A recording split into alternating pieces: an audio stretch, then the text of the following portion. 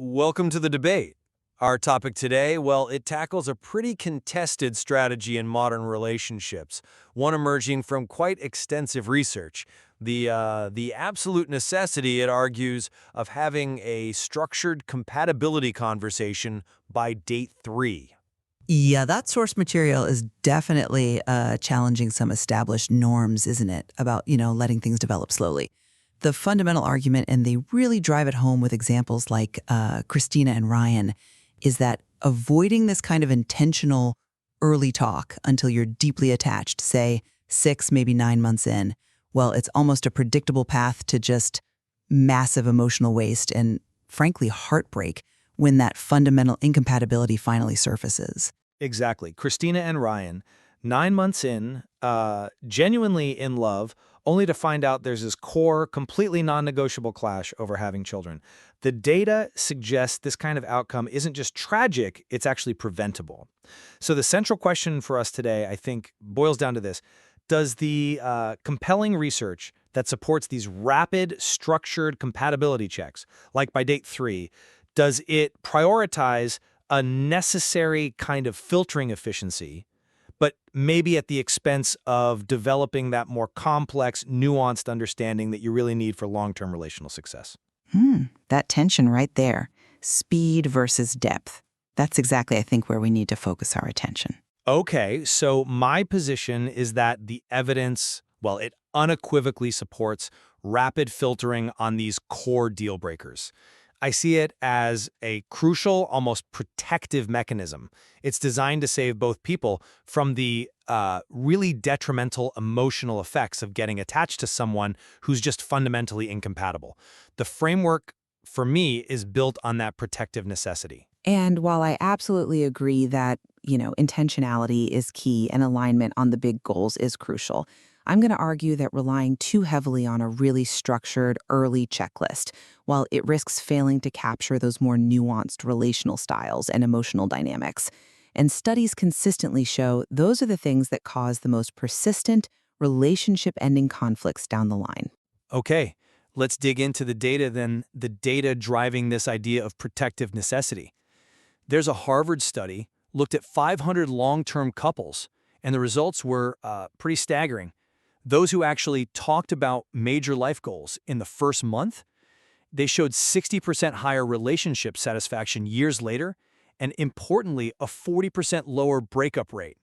I mean, we aren't talking about small gains here. This is about foundational security. The core purpose of this date 3 conversation really is straightforward.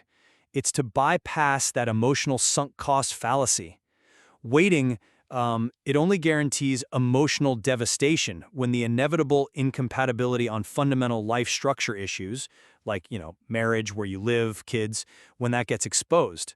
And Yale research backs this up, confirming that incompatibility on these big, binary structural things, it rarely, if ever, changes, so we have to be direct. The data shows early directness isn't desperate, it actually signals confidence, security, clarity.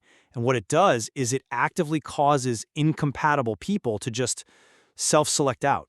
We need to ask specific binary questions. Are you committed to marriage? Do you want children? Because the research also shows people are just terrible at guessing intentions.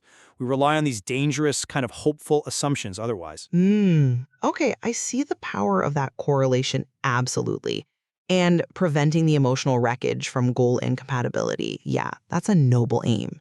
But here's where I hesitate. When we shift from those clear binary goals to the more complex behavioral concepts, the utility of this sort of date 3 interview format becomes, well, highly suspect in my view. Think about the essential conversation guide they lay out in the source material. It's not just a simple checklist of goals, right? It includes these highly nuanced topics like question 3, what does a committed relationship look like to you? Or question 5, what patterns are revealed by your last serious relationship? These are deep behavioral and emotional questions. They require a level of self-reflection and, frankly, honesty that I really question can be reliably filtered with any accuracy in such an artificially structured, high-stakes conversation so early on. Think about the essential conversation guide they lay out in the source material. It's not just a simple checklist of goals, right? it includes these highly nuanced topics like question 3. And, Columbia studies, they repeatedly emphasize that mismatched relationship styles, how we communicate day to day, how we handle conflict when it inevitably arises, how we define intimacy and frequency, these things cause far more continuous sort of low-grade, relationship-eroding conflict than that initial goal misalignment might. And these styles, they require actual observational evidence. You need to see them demonstrated over time, not just hear someone declare their intentions in a quick interview format. If we rush this part, I think we risk prioritizing a kind of transactional efficiency over the genuine depth needed for true, lasting alignment. It's not just a simple checklist of goals, right? It includes these highly nuanced topics like question 3. Okay, let me tackle that point directly. I absolutely acknowledge relational style is vital. Of course it is. But if we clash on the fundamental non-negotiables, marriage or children being the big ones, then style discussions become, frankly, moot. The story they mentioned, Sarah and Mark, it highlights this essential prioritization perfectly. Sarah asked the right questions early. Mark's honest admission, look, I'm pretty certain I don't want kids, well, that was definitive. End of story. They saved themselves what could have been a really painful, months-long trajectory. And MIT research confirms this. Foundational relationship success requires clarity on and communication of these structural non-negotiables.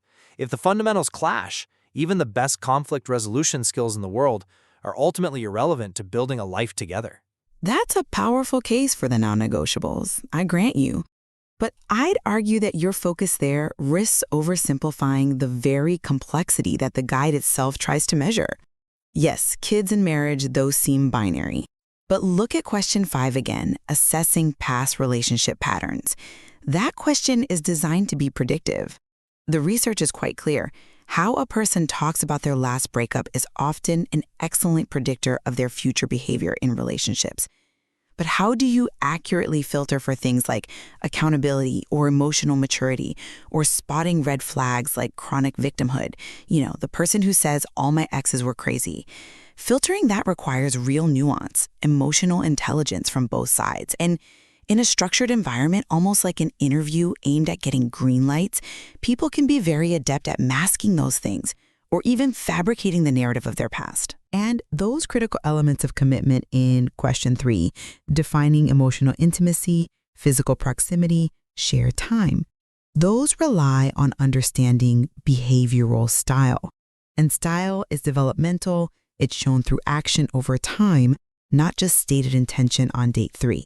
Okay, I understand the skepticism about depth, but I want to circle back and challenge the foundational premise of your argument regarding that Harvard data we talked about earlier.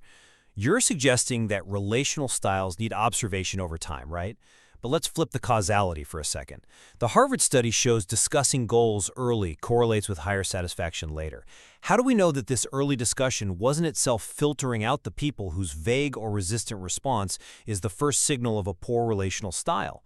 Maybe the vagueness is the style indicator. That's a penetrating question, definitely. And it really speaks to the limitations of correlation, doesn't it? How do we know the early discussion caused the higher satisfaction, rather than, say, the satisfaction being driven by people who are already highly compatible and just happen to be mature enough to discuss goals early? Maybe they were just destined for success anyway.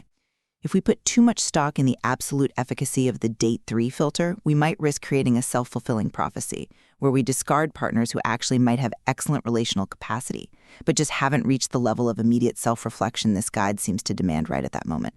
See, I'm just not convinced by that line of reasoning because for me, the ambiguity is the data we need. Princeton research demonstrates pretty unequivocally that people who refuse to discuss intentions early, well, they're often avoiding commitment or they're actively keeping their options open.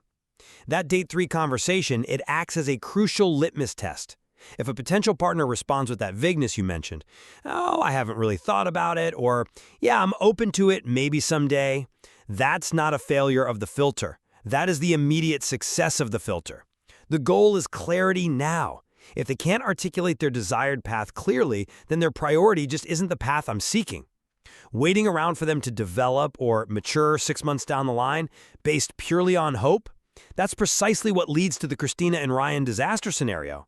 We're trying to prevent months of wasted time, wasted emotion based on those hopeful assumptions. Ambiguity, especially when faced with direct questioning on structural goals, really has to be interpreted as a soft no if you want to move forward intentionally. Okay, well, I agree ambiguity on the big non-negotiables is definitely a red flag. My concern really sharpens when we talk about filtering relational style using that Q3 and Q5 framework.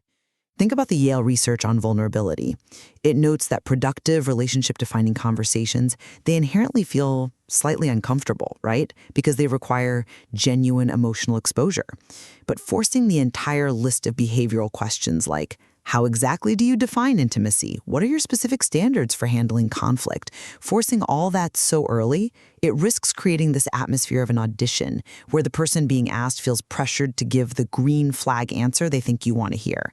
It encourages a kind of defensive performance which could actually obscure the true state of their relational style. You might get an answer that sounds technically correct, but is functionally, well, dishonest. I acknowledge the risk of performance, absolutely.